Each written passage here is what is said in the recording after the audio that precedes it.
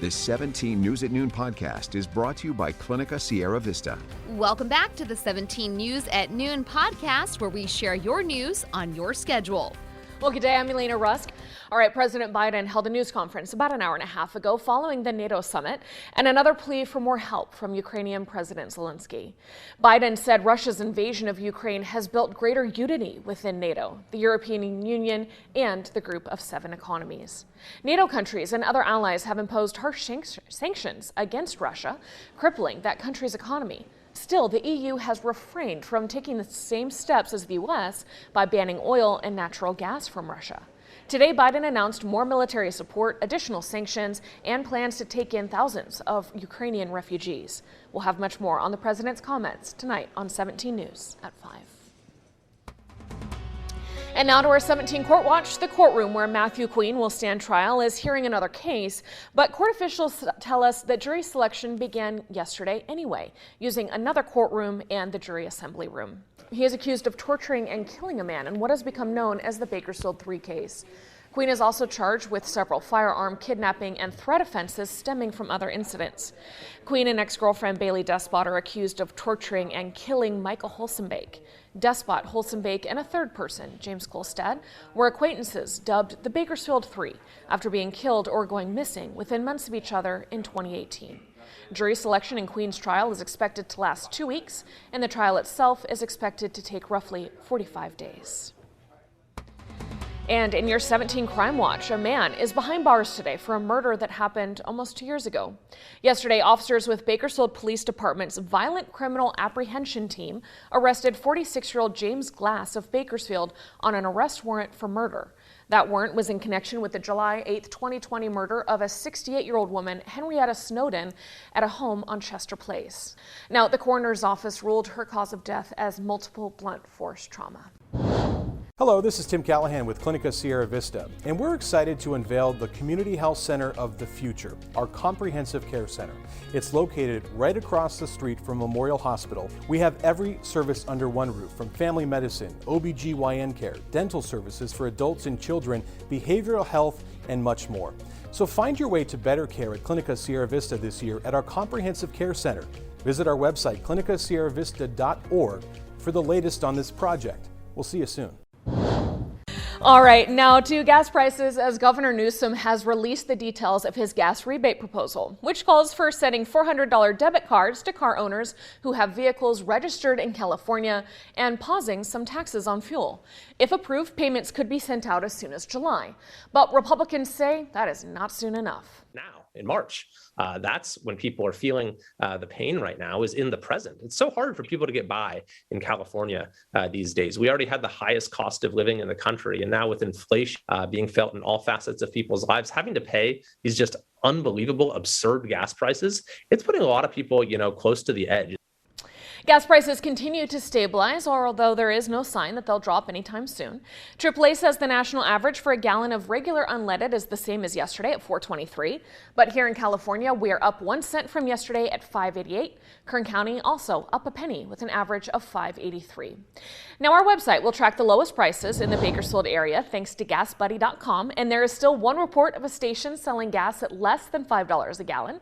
That is the mobile station on F Street downtown, listed at $4.89 again today. But prices change often, so check back to the lowest price at a station near you on our website, kget.com. You can get that gas tracker under our traffic tab. And the cost of jet fuel keeps rising too, making airline tickets more expensive as a result. According to the website Hopper, the average domestic fare is up $313. That is 29% higher than it was at this time last year. In addition to the rise in the number of passengers, spiking fuel costs are fueling this increase. While the worldwide average for jet fuel is $3.33, it's much less than the gas you put in your car, but that is still more than double of what it was at this time last year. All right, new here on 17 News at noon, the annual Vietnam Veteran Remembrance Ceremony was held this morning at the Bakersfield National Cemetery. The U.S. Department of Veterans Affairs honored the service and the sacrifice of our Vietnam veterans who are still alive and those who have passed away. The brief ceremony included a speaker, rifle salute, color presentation, and a rendering of taps. This event was held ahead of next week's anniversary. Back in March 28th of 2017, President Trump signed into law the Vietnam War Veterans Recognition Act, designated every March 29th as National Vietnam War Veterans Day.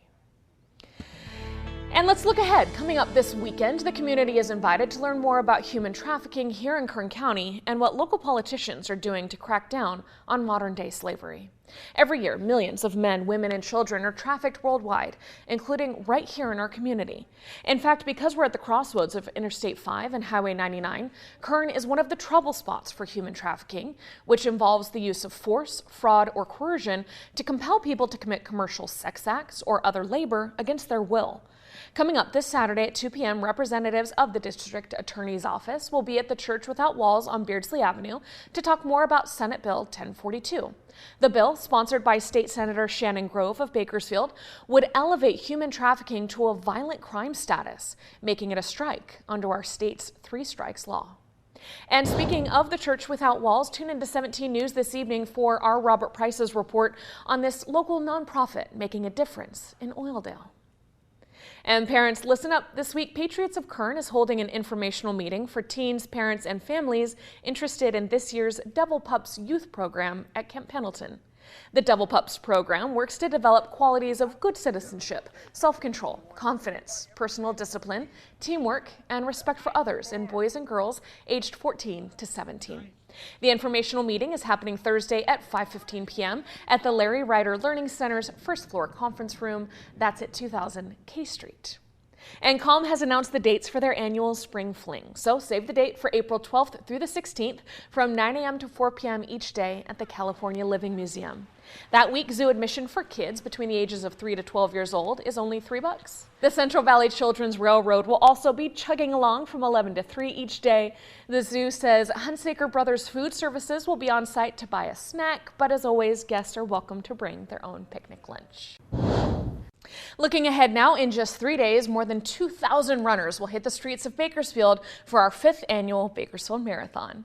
After going virtual the last 2 years due to the pandemic, the race has now moved from the month of November to the spring in an attempt to catch a break from the fall heat and bad air quality and to give runners better weather in the winter months for their training.